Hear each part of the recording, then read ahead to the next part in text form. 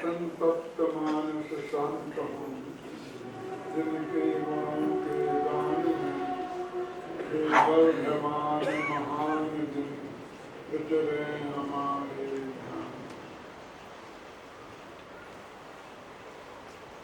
332 से 344 तक की गाथाओं पर अपन ने दो व्याख्यानों में विस्तार से चर्चा की। जयपुर में भी उनमें चर्चा हुई थी। अब उसके अंत का जो एक कलश है, जो उन्हीं गाथाओं का समापन का कलश है, वो 205 नंबर का 205 नंबर का कलश है। उसकी चर्चा अपन को अब करनी है। उस कलश के साथ क्योंकि उसमें नया विषय कुछ नहीं है, जो बात अपन कर चुके हैं वही विषय लगभग उसमें है, इसलिए ज़्यादा समय उसमें नहीं लगेगा। और आगे जो बौद्ध से संबंधित गाथाएं हैं उनकी अपन चर्चा करेंगे। एक बात अच्छी तरह समझ लो कि जो सांख्य से संबंधित गाथाएं थीं, जिनको मुनिराज आचार्य देव सांख्य मत के अनुयायी जैन मुनि कहते हैं, यदि आज की दृष्टि में हम देखें तो उस तरह की वृत्ति वाले लोग सबसे ज्यादा मुमुक्षु में मिलेंगे। ये बात समझने की खास है कि हम सांख्य, अरे हमने तो सांख्य शब्द का नाम ही नहीं सुना है ना। सांख्य का हमने नाम ही नहीं सुना और हम सांख्य मतानुयायी, पूरे मुनिराज सांख्य मतानुयायी होंगे जो नग्न दिगंबर हैं और उनकी आज्ञा में 24 घंटे रहते हैं। तो उनकी जिनकी अंदर में मान्यता उस टाइप की है, यदि वो हमारे अंदर में उस टाइप की मान्यता है कि कर्म ही सब कुछ करते हैं, कर्मों ने हमें बहुत नचाया, हमारे हाथ में तो कुछ है ही नहीं भैया, तो वो सब सांख्य मतानुयायी है।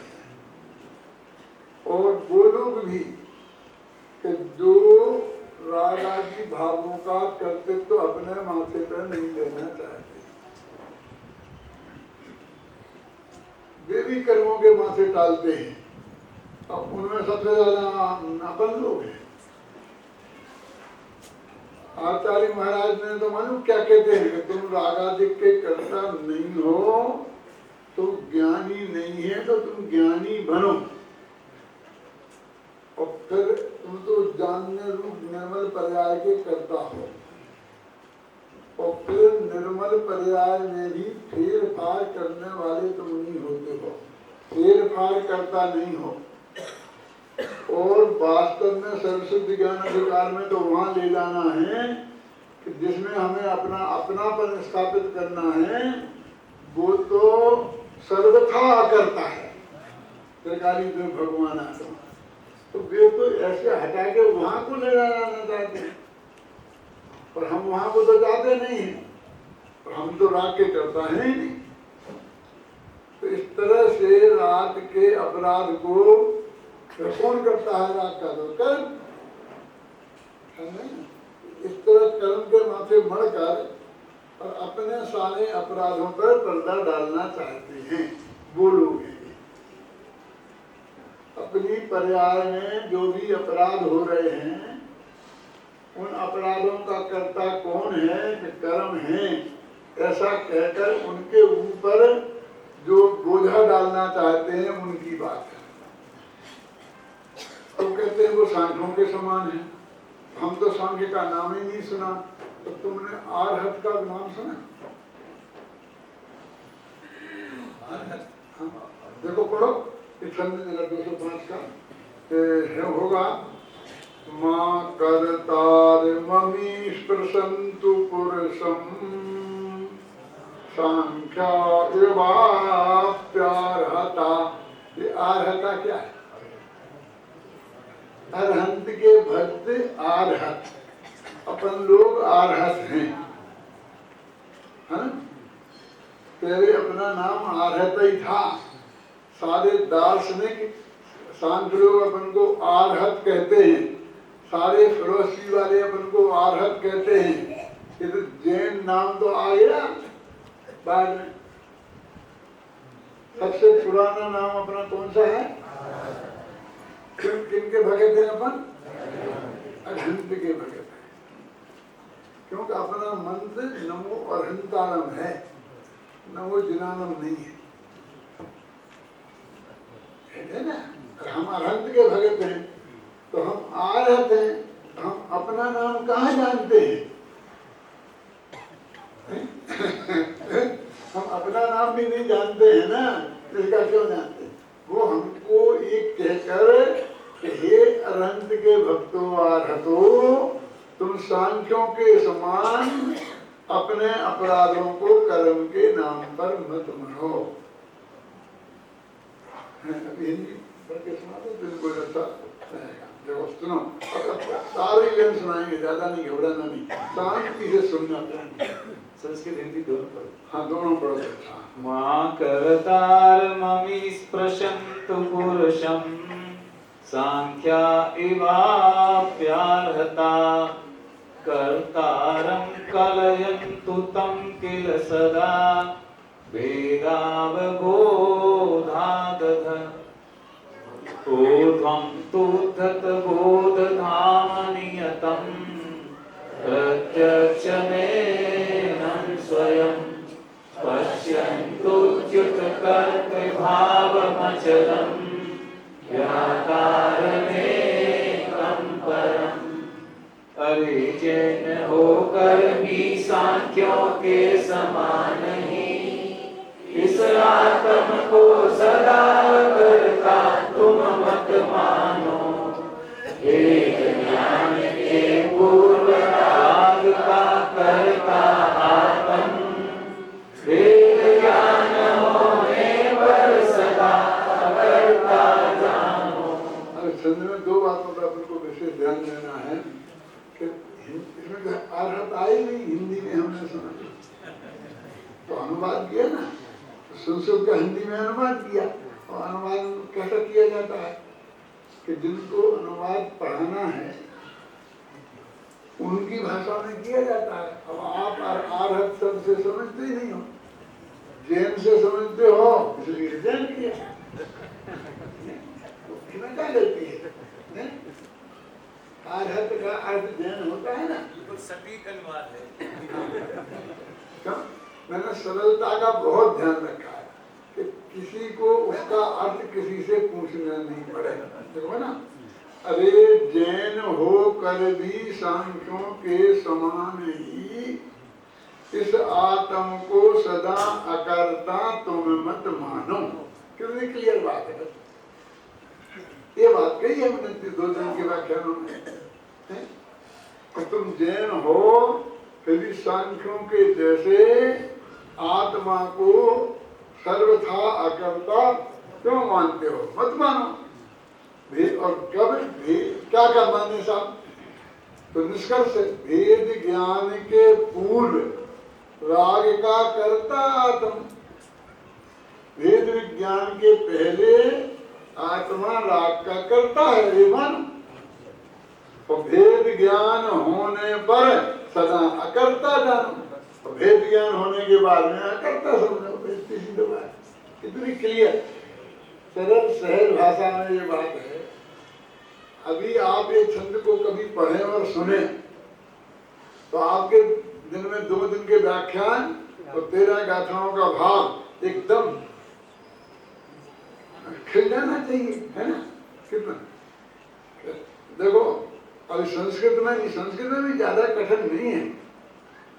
देखो देखो, मां कर्तार ममी स्पृशन्तु पुरुषम सांख्या इव आर्हता। पुरुषम माने आत्मा को, हे आर्हता माने अरहंत के भक्तों, सांख्या इव माने सांख्य के समान, अकर्तारम ममी स्पृशन्तु, अकर्ता मत जानो। अब ऐसा अकर्ता मत छुओ, स्पर्शन से छुओ, ऐसा छुआ कैसा होगा?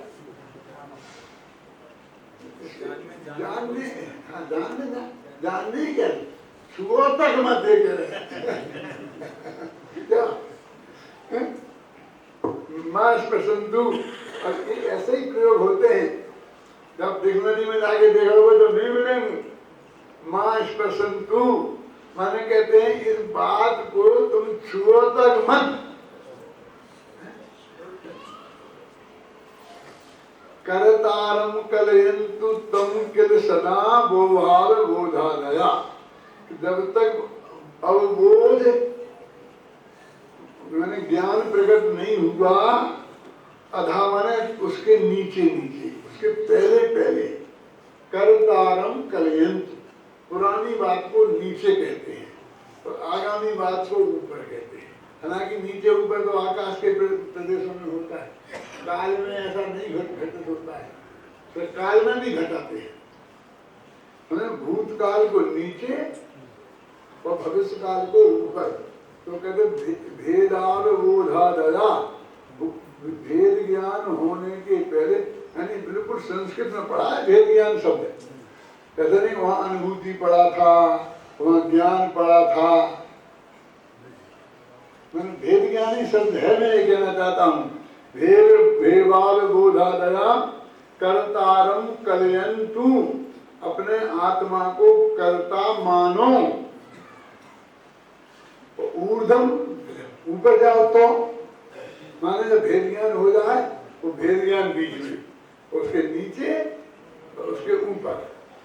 उद्धत बोध धाम नियतम प्रत्यक्ष मेनम परम स्वयं पश्यन्तु चित्तकर्ति भाव मतलम ज्ञातार मेकम परम। इस भगवान आत्मा को जिसका ज्ञान चिन्ह उद्धत है, माने ज्ञान है स्वभाव, जिसका ज्ञान है, जिसकी पहचान का चिन्ह, और वो कैसा है? उद्धत है। उद्धत है माने उद्दंड है, उद्दंड है माने खूब चिल्ला चिल्ला के बोल रहा है, चुप नहीं बैठता, माने उसकी आवाज तो बहुत आराम से सुनाई देती है, हैं? उद्धत बोध धाम नियतम प्रत्यक्षम एनम, वो जब तुम्हारा प्रत्यक्ष हो जाए, प्रत्यक्ष करो, चित्त कर्ति भाव मतलम, तब तक कर्ति भाव से चित्त होकर अचल ये ज्ञाता भाव जो है उसको पश्यन्तु, उसको जानो। ये संस्कृत में है। ऊपर कहा था कि मां स्पर्शन्तु, नीचे कहा पश्यन्तु, दोनों एक ही अर्थ में है। जिस चीज का ऊपर निषेध किया उसी का नीचे समर्थन किया। अब मैं ज्यादा लंबाता नहीं हूँ, अभी आपको इतनी बताता हूँ कि एक इसमें दूसरा पॉइंट ये है वो भेद विज्ञान।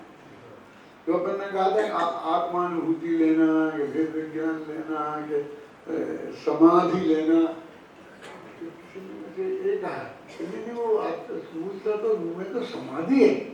आपने जो उसमें लिखा है क्या आचार्य क्या लिखते हैं वो नहीं, क्या बताए अनुभूति, तो वो समाधि है उनका शब्द। तो समाधि तो अनुभूति नहीं होती है, पर अनुभूति की मम्मी होती है अनुभूति से भी बड़ी होती है क्या? एक ही अर्थ है, यदि इतना आरत अनुवाद क्या होगा? यदि उन्हीं शब्दों को नीचे रख दें तो अनुवाद काय का बोलो। तो इसलिए कहते भाई देखो कि इसमें कोई विकल्प मत करो। देखो अब इसलिए मैं इसको पढ़ देता हूँ कि भेद विज्ञान शब्द का प्रयोग है, और भेद विज्ञान शब्द का मतलब ये है कि अकेले अनुभूति के काल की बात नहीं है। सम्यक दर्शन होने के बाद में ये भगवान आत्मा सदा ही रागादिक का अकर्ता है, और सम्यक दर्शन नहीं होने के पहले सदा करता है। भले ही सम्यक दर्शन नहीं हुआ है तो शास्त्र पढ़ करके वो ऐसा बोले क्या कि मैं करता हूँ, समझे ना, अकर्ता हूँ, ही वो करता है। समझ गए ना? मन सम्यक दर्शन नहीं होवे तो, और कोई आदमी सम्यक दृष्टि है वो अपेक्षाशील कथन करते समय वो रागादि का कर्ता बोले तो भी घबराना नहीं। तो एक तो इसमें भी अनुभूति वाला मुद्दा था। दूसरा एक मुद्दा और था, अभी अभी मेरे दिमाग में आया था और अभी निकल गया, आ जाएगा थोड़ी देर में। क्या एक इसमें और बात है जो इसमें कहना बताना बहुत जरूरी है कि ये जो रागादि का कर्ता भगवान आत्मा है, तो अभी निष्कर्ष अपने के रूप में छंद को एक दफे में पढ़ लेता हूँ, फिर अपन आगे के छंद को जाते हैं। अरे दिन होकर भी सांख्यों के समान ही इस आत्म को सदा करता तुम मत मानो, वेद ज्ञान के पूर्व राजवास सर्वात्म, वेद ज्ञान होने पर सदा करता जानो। आ गया मेरे साथ ख्याल में? सुनो, वो राग माने क्या? ये अर्थ मुझे बताना है कि राग माने क्या कहते हो? उसको अकर्ता मानो। तो जो अप्रत्याख्यानाम प्रत्याख्यानावरण संग्रहण संबंधी राग चौथे गुण स्थान से लेकर और 10वें गुण स्थान तक होता है, क्या वो राग का कर्ता भी आत्मा नहीं है? क्या अनंतानुबंधी संबंधी राग की बात है? इसमें तो खोला नहीं, उसे राग राग लिखा, इसलिए भी इसमें झगड़ा को खड़ा होता है। तो अब वो कहते हैं कि वो अज्ञानी करता है और ज्ञानी करता नहीं, सिर्फ इसलिए क्योंकि वो अपने को करता नहीं मानता, ये अपने को करता मानता है। तो हमने मान लिया कि हम नहीं मानते, तो फिर भी हमने नहीं। तो वो कहते हैं कौन से राग की बात है? कोई अन्याय अन्याय नहीं है, बहुत एकदम न्याय संगत बात है।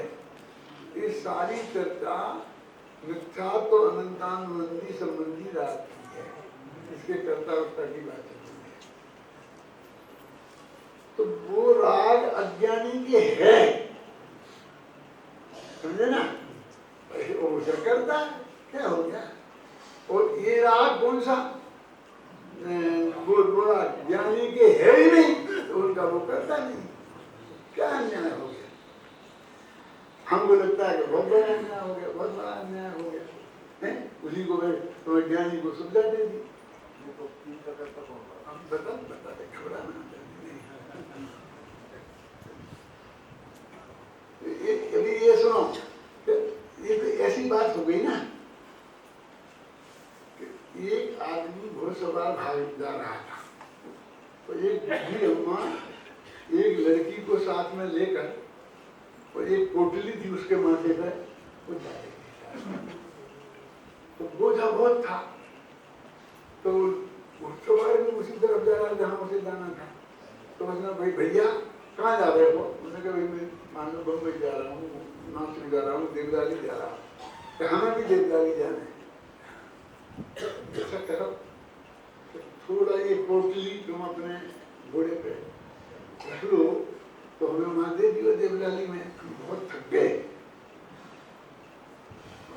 और ऐसा करो कि बच्ची को भी बैठा लो, बहुत छोटी है, पल्ले में तो दिक्कत होती है, मैं तो चलती चलूंगी। तुम्हारा नाम क्या है भैया? मेरा नाम क्या है? उसके दिमाग में कीड़ा होगा, बोला मेरा नाम है जमाई राजा। क्या नाम है? जमाई राजा। आजकल ऐसे नाम होते हैं। तो उसने जमाई राजा दी, जमाई राजा को लड़की सौंप दी और कोटरी में दी। थोड़ी देर तो वो धीरे धीरे चला और फिर जरा आया तो जोर से भाग कर भागा तो पता ही नहीं कहाँ गया। अब बुद्धि चिल्ला है कि जमाई राजा बेटी को लेके भाग गया।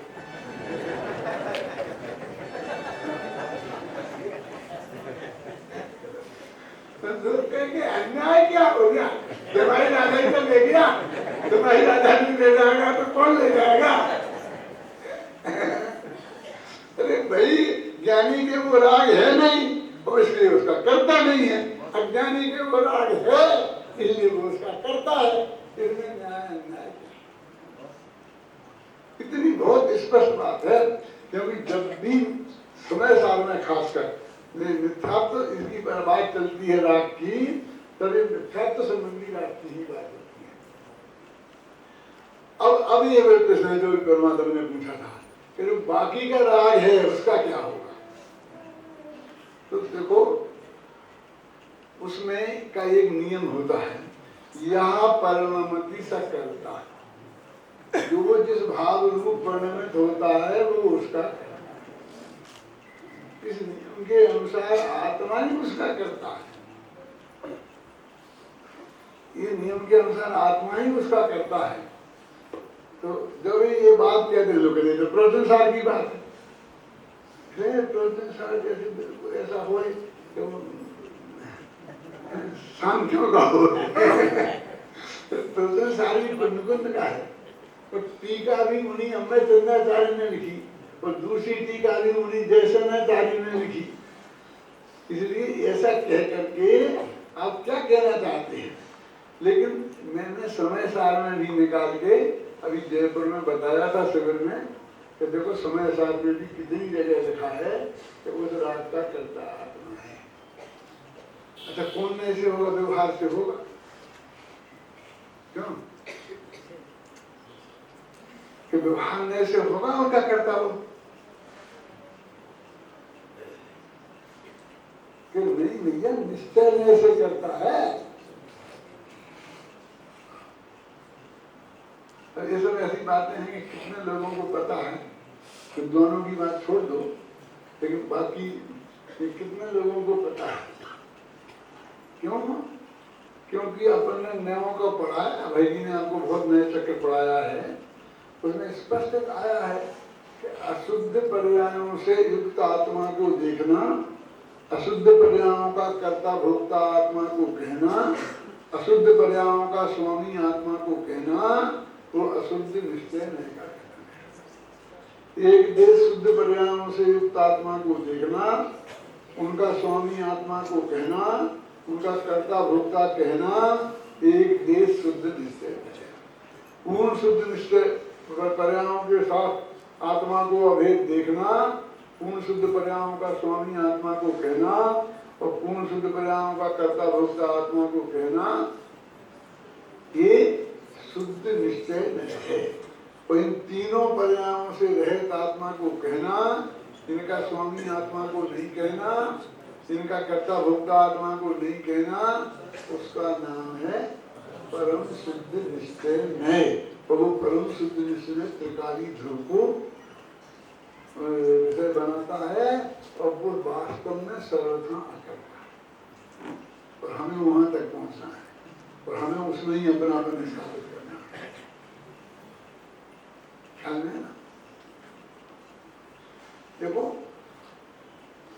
ये तीन जो है ये तो सब पर्याय है, दिल तो एक ही है ना, तीनों के विषय तो पर्याय है। तो पर्याय ने अपना स्थापित करे।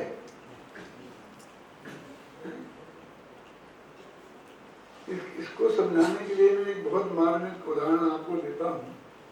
भारतीय दर्शन का है, खासकर वैदिक दर्शन का। तुलसीदास जी ने अपनी रामायण में उसको प्रस्तुत किया है। उनके यहाँ ऐसा मानते हैं कि भगवान को प्राप्त करने के दो उपाय हैं, एक भक्ति मार्ग और एक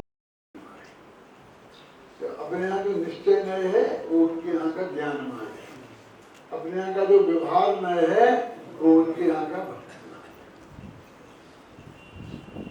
कबीर हैं, रायसी हैं, ऐसे बहुत से लोग थे, वो सब ज्ञान मार्गी थे। और तुलसीदास जी हैं, सूरदास जी हैं, ये सब भक्ति मार्गी। तो तुलसीदास जी भक्ति मार्गी थे, तो उन्हें ज्ञान से ऊपर भक्ति को स्थापित करना था। ज्ञान मार्गी ज्ञान को ऊपर स्थापित करते हैं, क्या होता है भक्ति से? भगवान से भीख मांगने से कुछ मिलता है? स्वयं कुछ जानना पड़ेगा, समझना पड़ेगा। है जितने वेदांती लोग हैं ना, ये सब ज्ञान मार्गी हैं। जो वो अपना ये ना गीता, वो सब ज्ञान मार्ग है। अब बनारसी लोग क्या लिखते हैं सुनो, कौन? ज्ञान को पंथ कृपाण की धारा, ज्ञान का रास्ता तो है लेकिन तलवार की धार के समान है। ज्ञान के रास्ते पे चलना तलवार की धार पे चलना है, बहुत कठिन काम है। तो ज्ञान को पंथ कृपाणी की धारा, और भक्ति का रास्ता थोड़ा सरल है। तो एक तरफ तो वो ये देते हैं ज्ञान के विरुद्ध और भक्ति के पक्ष में, और दूसरा बहुत मार्मिक तर्क है उनका। वो क्या कहते हैं कि महिलाओं के रूप पर मोहित नहीं होती है, वे पुरुषों के रूप पर मोहित होती है, और पुरुष महिलाओं के रूप पर मोहित होते हैं। वो पंक्ति क्या है? मोह न नारी नारी के रूपा, पन्नगारी यह चरित अनुपा। कि नारी नारी के रूप पर मोहित नहीं होती है, ये अनुपम चरित्र है। हे पन्नगारी, पन्नगारी माने पन्नग माने सांप, उनके अरी माने शत्रु माने शंकर बलि बजाया रहते थे ना, पन्नगारी कहलाते हैं। अभी इसे क्या कह रहे हमें तो समझ में बताया नहीं। तो वो कहते हैं कि माया इस जीव को लुभाती है ना। तो ज्ञानी को माया जल्दी लुभा लेती है। ज्ञानी माया के चक्कर में बहुत जल्दी फंसते हैं, लेकिन भगत नहीं फंसते हैं, क्योंकि भक्ति भी नारी है और माया भी नारी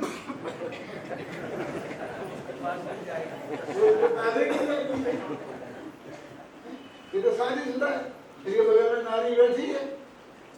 क्यों?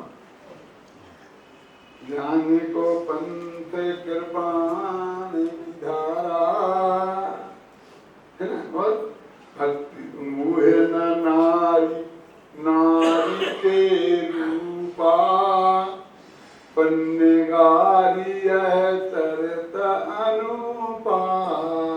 इसलिए ये माया के चक्कर में फंस जाते हैं सब हैं, लेकिन भगत लोग माया के चक्कर में नहीं फंसते हैं। इसलिए भक्ति का मार्ग श्रेष्ठ है ज्ञान के मार्ग से। और ज्ञान के मार्ग वाले पे क्या कहते हैं, वो लंबी चौड़ी कहानी है, तो आपको उससे कुछ लेना देना नहीं है। यदि पढ़ना हो विस्तार से तो भ्रमर गीत पढ़ो। भ्रमर गीत माने समझते क्या चीज है? उनके यहाँ भ्रमर गीत नाम का अलग ही साहित्य है, बहुत लंबा चौड़ा है, हजारों पेज है, हजारों छंद है उसमें। वो ही बता दूं, 1 मिनट से ज्यादा नहीं लगेगा। ऐसा था कि गोपियां थी श्री कृष्ण की भगत, और श्री कृष्ण के जो दोस्त थे उद्धव, बोलते नहीं, वो थे ज्ञान मार्गी, और गोपियां थी राधा की भक्ति मार्गी। तो दोनों में खुद विवाद होता था। श्री कृष्ण वृंदावन छोड़कर मथुरा आ गए, और वो गोपियां बहुत दुखी रहती थी उनकी वजह से, और यहाँ इनको भी उनकी कम याद नहीं आती थी।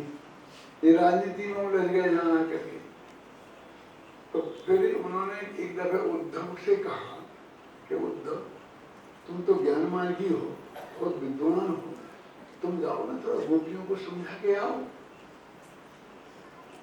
कि जरा मेरे से मोह कम करें और निर्गुण परमात्मा का ध्यान करें। तुम्हारा जो निर्गुण है ना, उसका ध्यान करें।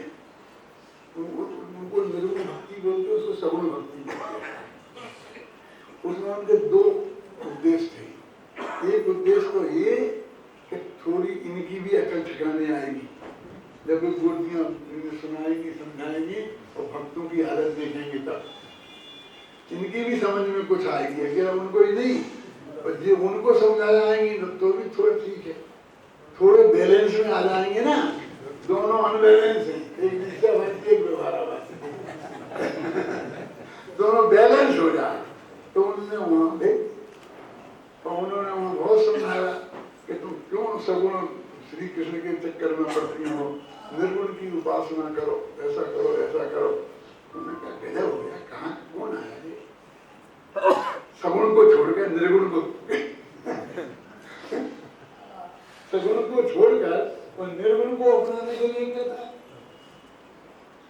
तो खूब खरी खोटी सुनाई, बहुत अच्छे अच्छे छंद हैं उसमें, जो खरी खोटी सुनाने की कि तुम कैसे हो,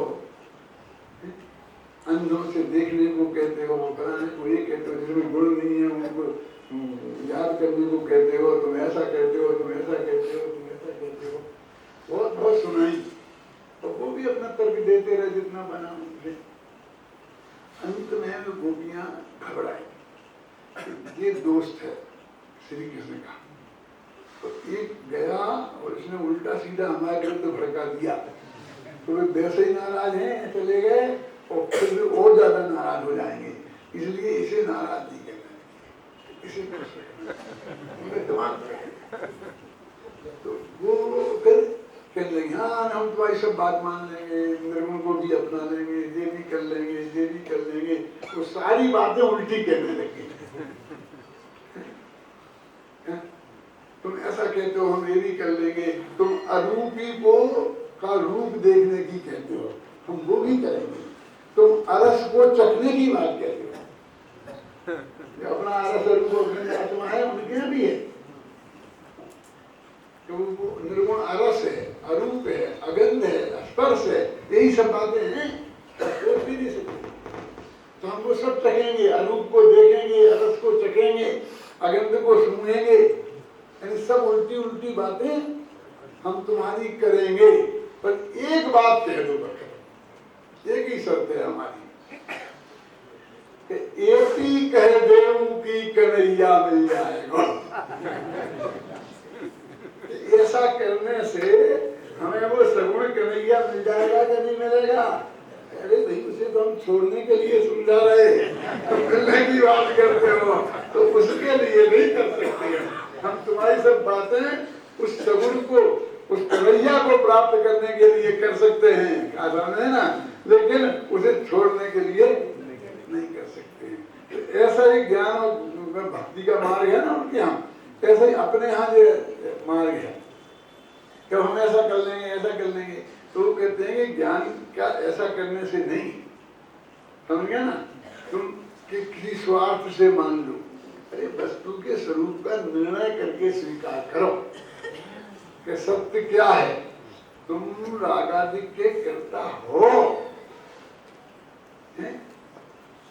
और वो त्रिकाली ध्रुव भगवान आत्मा का था, अब हम उसमें क्या करें, वही बात हो गई ना कि हमने इनमें अपनापन स्थापित करें, जो पर्याय खुद नष्ट हो जाने वाली हैं, और पर्याय पर्याय में अपनापन स्थापित करें, नारी नारी के रूप में मोहित हो, ये कौन सा न्याय निकाला तुमने?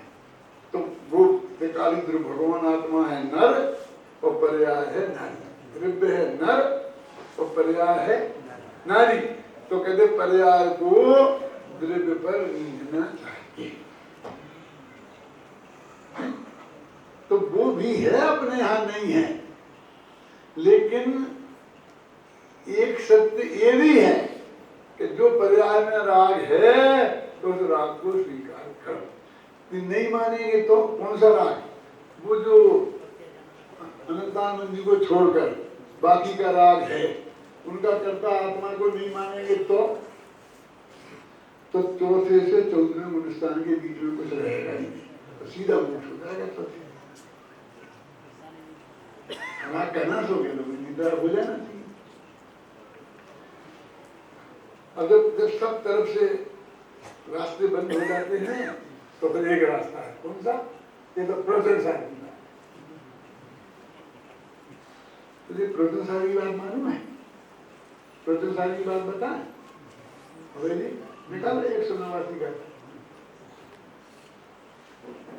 189 का था, उसमें लिखा है कि शुद्ध निश्चय नए से भगवान आत्मा राग का करता है, गुरु का कर्म, राग इसका कर्म है। कि बोलो देखो प्रवचन साहब की खबर है, सुमेश साहब की खबर है, किसी की खबर है, यहाँ से एक दो बार सुन ली और बस वो कहते हैं चुईया को हल्दी की गांठ मिल गई तो वो पंसारी मिल गई। समझ में आया क्या कहा? चुईया को एक हल्दी की गांठ कहीं पड़ी मिल गई तो वो पंसारी बनी। पंसारी वो दुकान वाला जो हल्दी तुम्हारे बेचता है ना,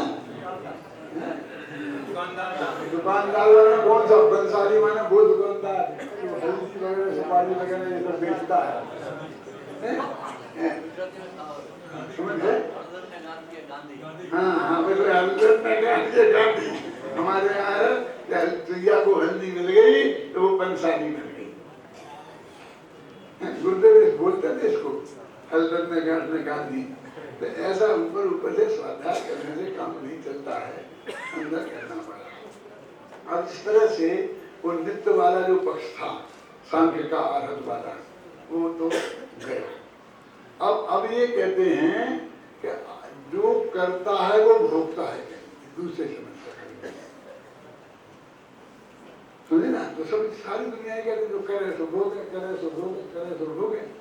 हमने राग किया है तो राग के भोक्ता भी हम होंगे। तो इस सिद्ध हो रहा ना कि हम राग की अवस्था को भोग रहे वर्तमान में कि नहीं, तो बिना करे तो कोई भोगता ही नहीं है। हम वर्तमान में राग का भोग तो कर रहे और उसे करता बनना नहीं चाहिए, क्योंकि जो करता है वो भोगता है, भोगता है वो करता नहीं।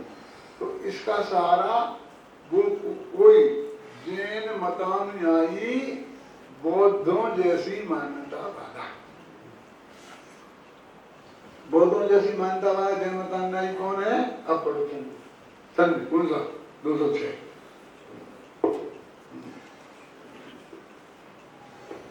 हाँ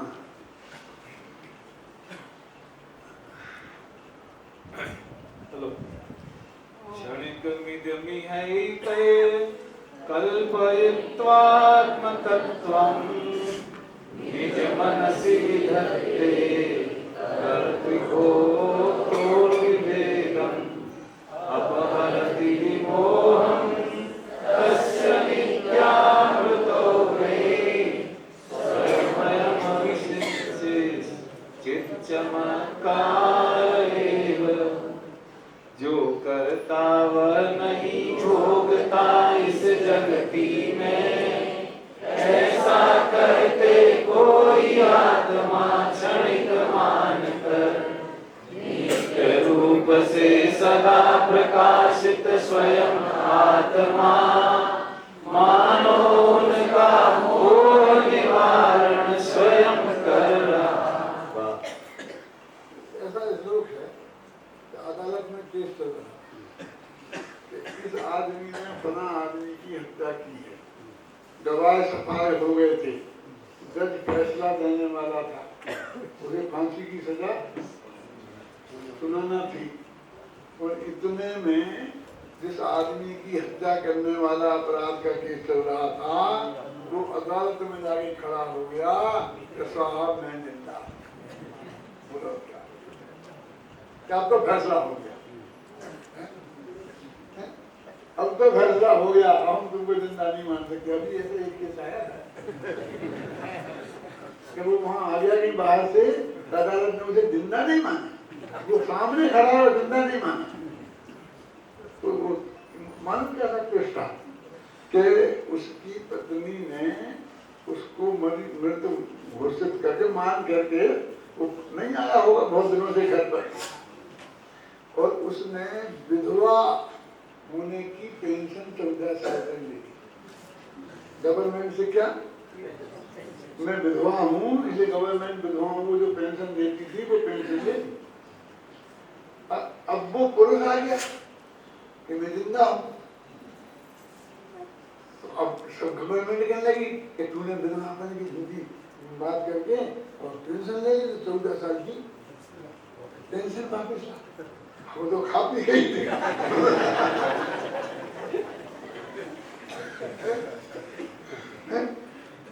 अब क्या करें? तो आखिर वकीलों ने सलाह दी कि तुम तो इसको जिंदा माने ही मत। अब तो बुद्धि हो गई, जिंदा मान के क्या करेगी? आज से तो पेंशन बंद हो ही जाएगी, तो पुरानी और बदबूल होगी। तो वकील ने सलाह दे दी, तो अदालत ने कहा मैं अब वो कहते जितना मौजूद हो, तो मजिस्ट्रेट ने कह रही हम आपको जिंदा नहीं मान सकते।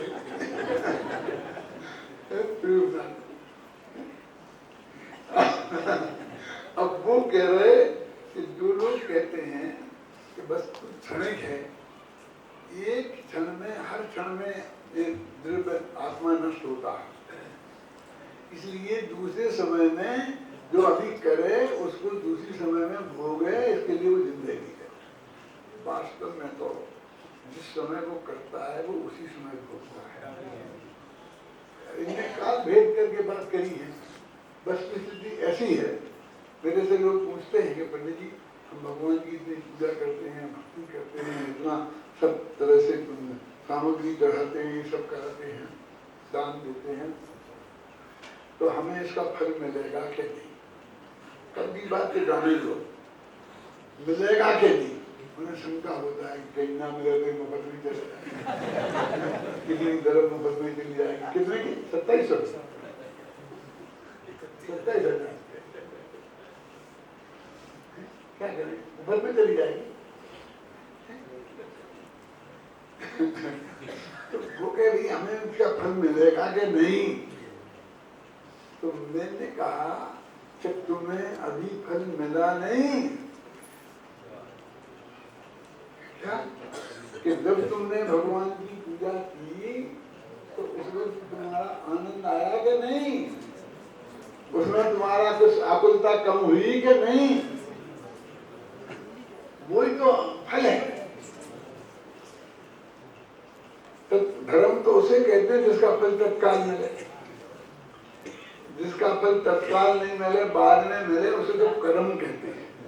क्योंकि कर्म बनता है, तो सत्ता में रहता है, तो आवाजा काल पड़ता है, फिर उदय में आता है, ऐसा नहीं है। तो तुम्हें फल मिला नहीं, क्या मिला? अरे तुझे पसीना निकला, कितना पसीना निकलता है? क्यों?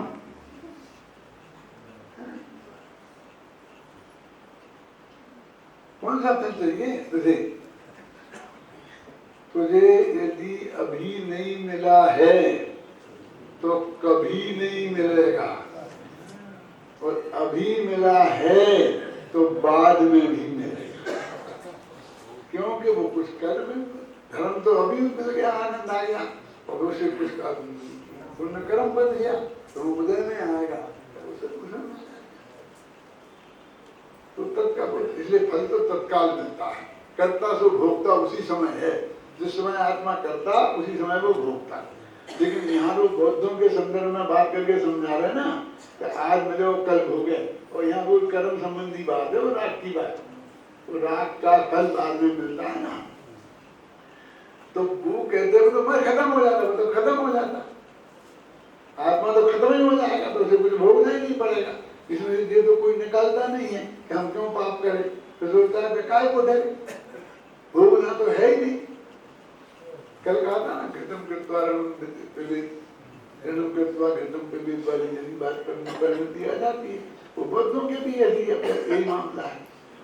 तो क्या करें? तो मालूम क्या जवाब दे रहे हैं कि जैसे अदालत में खड़ा हुआ वो व्यक्ति कहता है कि मैं जिंदा हूँ, ऐसे ही त्रिकालीन भगवात्म आत्मा नित्य अपनी उपस्थिति के द्वारा उनके मोह को स्वयं खंडित कर रहा है।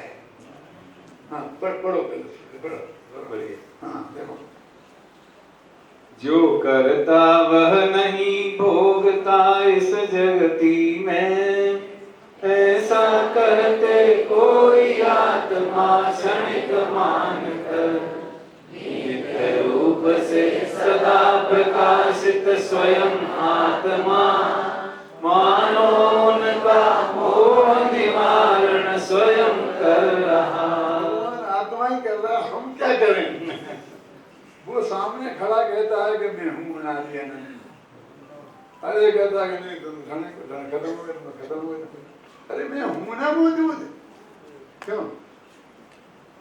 वो आत्मा क्या लिखा ना, कितना क्लियर है, नित्य रूप से सदा प्रकाशित है ना। बोले प्रकाशित के लिए शब्द आता ना, ज्योतिष चकचकायते। स्वयं आत्मा उनका मोह का निवारण स्वयं ही कर रहा है। जो ये कहते हैं कि कोई वस्तु स्थिर नहीं है, उनके मोह का निवारण ये भगवान आत्मा अपनी नित्य उपस्थिति के माध्यम से स्वयं ही कर रहा है। देखो, हाँ, दूसरा छंद।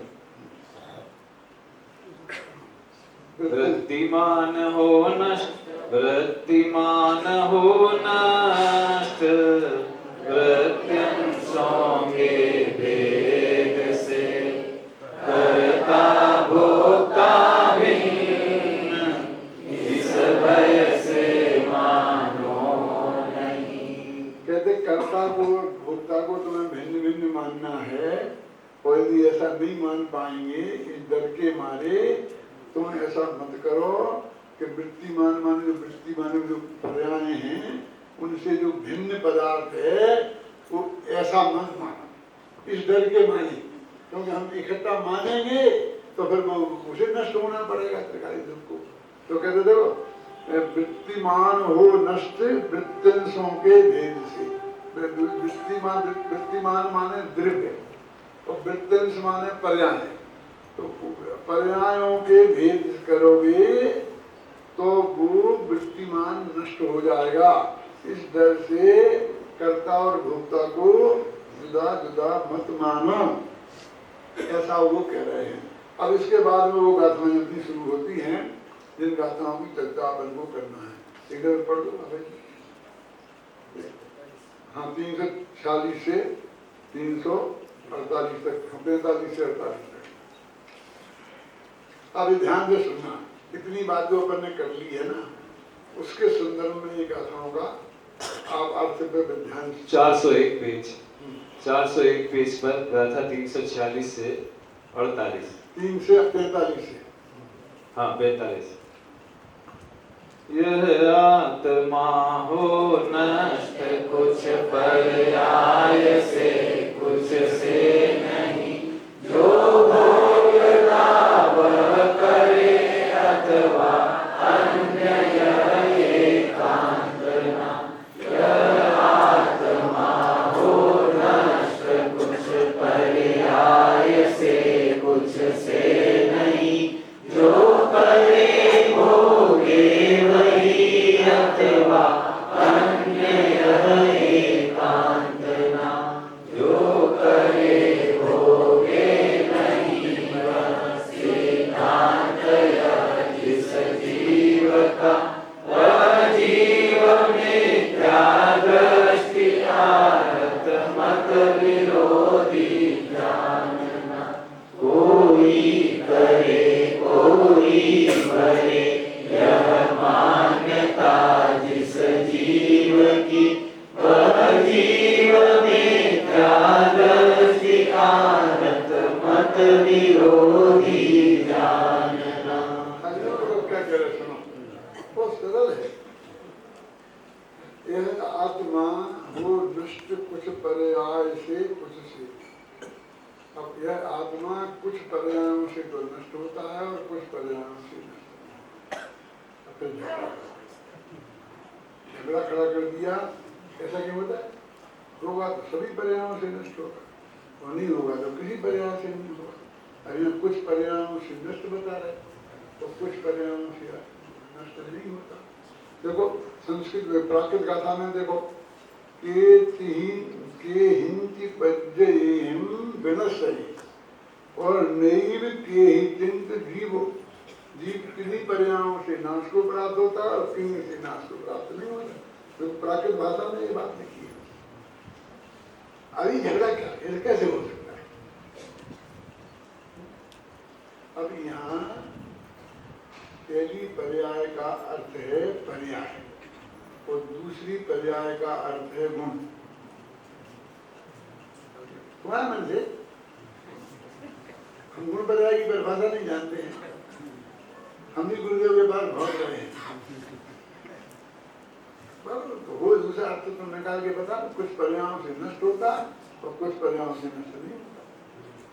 अरे भैया, पर्याय दो प्रकार की होती हैं। कौन कौन सी? दृढ़ पर्याय और गुण पर्याय नहीं। सहभावी पर्याय और किंभावी पर्याय पर्याय को बोलते हैं और सहभावी पर्याय गुण। क्यों बोलते हैं पर्याय? कार्य से। इसका जवाब मैंने बुद्धिस्टी का विषय किताब है नहीं उसमें दिया है।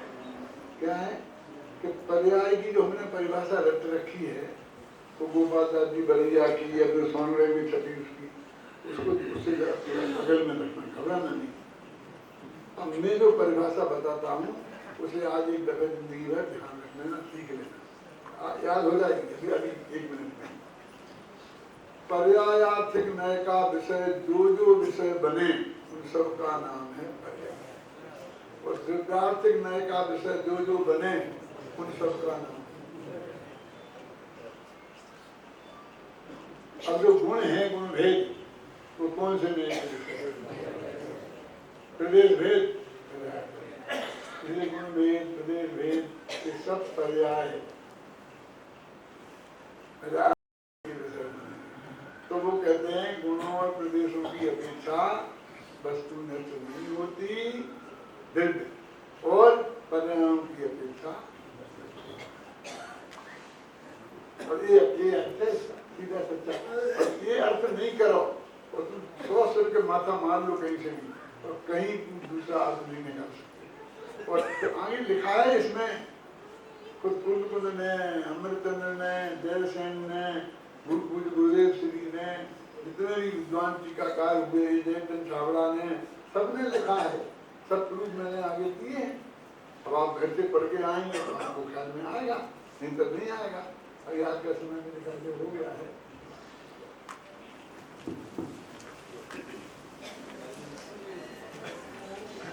फिर से एक बार